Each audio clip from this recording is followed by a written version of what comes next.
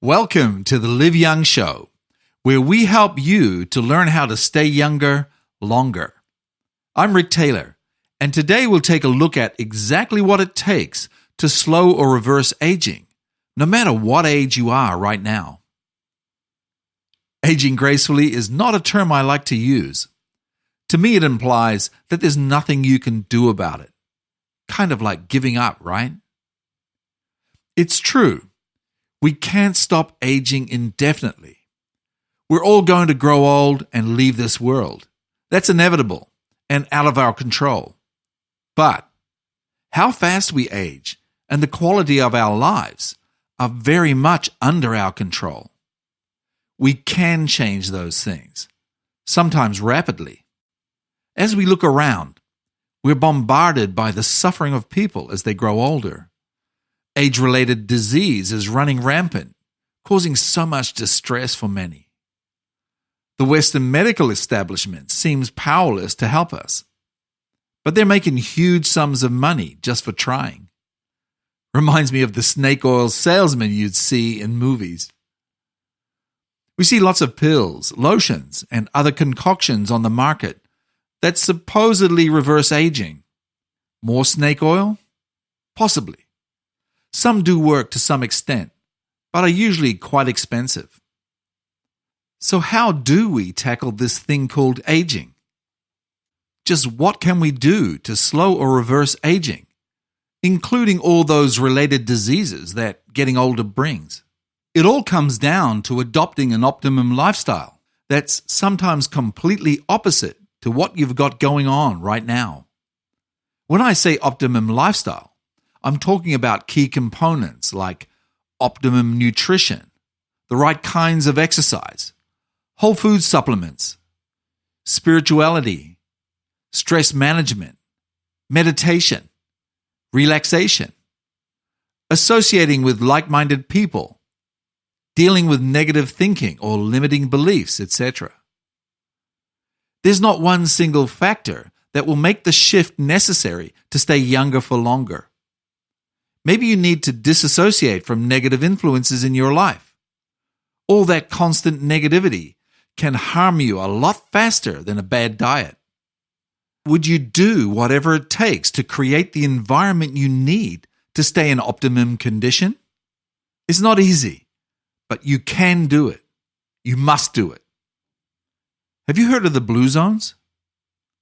These are places in the world where many people live over the age of 100 with very little disease, if any. Their natural lifestyle supports longevity.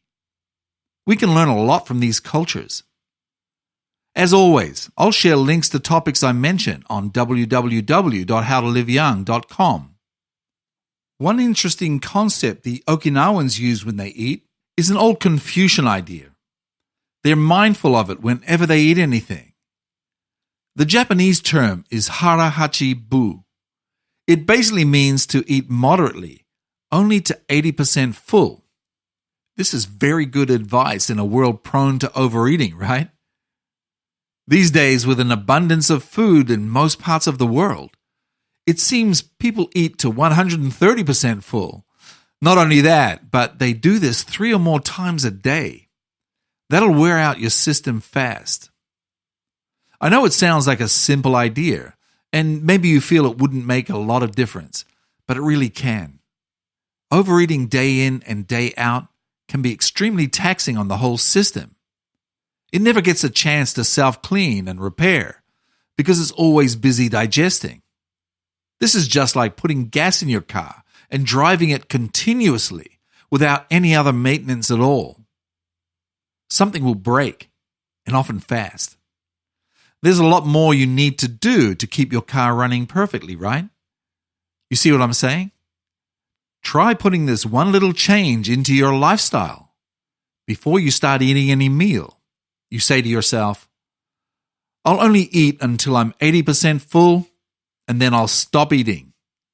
Then as you eat, continue to observe yourself so you don't go past that point. Easy enough, right?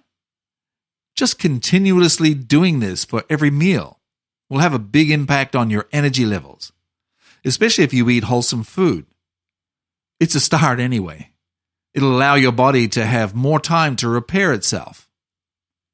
Okay, let's discuss the various methods and options we have for getting control of our rate of aging and health. Optimum nutrition. Nutrition is a major factor in slowing aging. The body needs high-quality food to break down into the required nutrients. This means very little or no processed food. Food additives and chemicals just make you age faster, so the less you put in, the better off you'll be. I'm not going to go over any specific diets here, but it will be beneficial if you just follow these basic guidelines. Eat wholesome, nutritious food, like fresh fruit and veggies, organic if you can. Don't overeat fish or meat. Cut back if necessary. 1 meal a day or 2 to 3 times a week is enough. Never overeat. Remember the 80% full rule. Use superfoods like turmeric, ginger, and other herbs and spices in your cooking, or take them as supplements. Try fasting regularly. Intermittent fasting is an excellent way to give your body time to rejuvenate and slow aging. Listen to the last episode for more about intermittent fasting. The right kinds of exercise. Use the less is more approach to exercise. Over-exercising is known to speed aging. This especially applies as we get older. Allow plenty of time for recovery. As you get older, less intense exercise is more appropriate and more beneficial. On the other side, sitting around doing nothing is also harmful. People who live long, healthy lives keep the body moving. They're active. Whole-food-supplements. I always try to use whole-food supplements over single vitamins or extracts if possible. When they're in their natural form, they contain many more nutrients the body can use. And of course, when they're whole, all the parts work synergistically in the body. Don't forget that scientists still don't know much about every component in foods or what they actually do. In most cases, stick to the whole food and you can't go wrong. There are exceptions to this, but we'll discuss it in future episodes. Spirituality. When I talk about spirituality, I just mean the person themselves, not the body or mind. That part that's connected to a higher power. I'm not talking about any particular religion. Your beliefs, just like mine, are personal to you. Increasing your connection to who you are makes you happier, makes you a better person, and makes you kinder and more caring. There are many ways of doing this. One great way is to meditate every day. I meditate daily without fail. It's helped me in many ways. I'll discuss more about spirituality and meditation in a future show. One common factor between the world's oldest people is that most of them believe in a higher power or something greater than themselves. Share your ideas with me in the comments. Stress management. For me, this is a very, very important factor. If you can't learn to manage stress, the effects of it and the medicine prescribed for it will destroy you. Sounds harsh, but it's true. Stress can infect your mind, your body, and your whole being. It's insidious. It's super destructive. I believe stress originates mostly from an out-of-control mind. Negativity and limiting ideas take it over and turn it against you. There are varying degrees of this, the most extreme showing up as mental illnesses. Try this simple exercise. Just take the role of an observer and just do nothing but watch the mind for 5 minutes. See what it's doing by itself automatically. Just observe the thoughts without judgment and without following them or getting involved. Lightning if you can do this. You may be pleasantly surprised. More than likely, as you do this exercise, you'll become aware that you've magically been sucked into some thought process and pulled out of merely observing. When you notice this, put yourself back into the observer state and try again. What did you notice? If you could do this most of the time, the mind would fall under your control and is basically one of the goals of meditation. Relaxation. You must learn to relax the body fully. It's just not good for it to be in a hyper-aroused state all the time, as if it's waiting for something bad to happen. I practice the process called autogenics. Have you heard of it? This is a series of actions you do over a few months to help you totally relax the body at will. The results are excellent if you can stay with it. It doesn't take long each day, and it costs nothing to do it. I'll give you a link in the show notes so you can check it out, okay?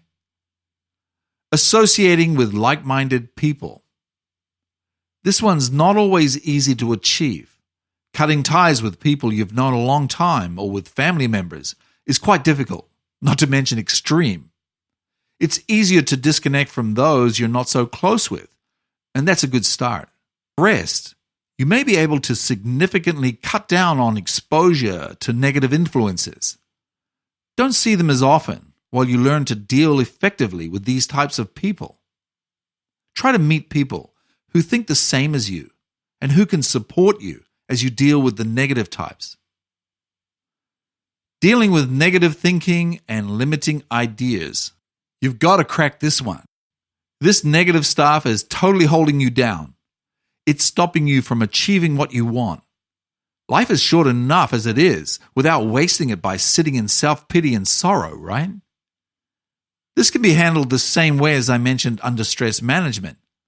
Observe your mind and catch those slippery little life destroyers. As the negative thoughts and limiting ideas come up, write them down so you can be mindful of them. In a later episode, I'll give you many more ideas and tools you can use to help you deal with negativity. It's something we all must deal with if we want to take control of our lives. I really hope this episode has been enlightening for you and helped you see the scope of what we need to do to keep ourselves younger, longer. As always, please feel free to go to our site and comment or ask questions. Remember, we're on this journey together. So let's live young and create a long, healthy, and fulfilling life.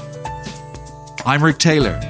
Let's get together in the next episode of The Live Young Show.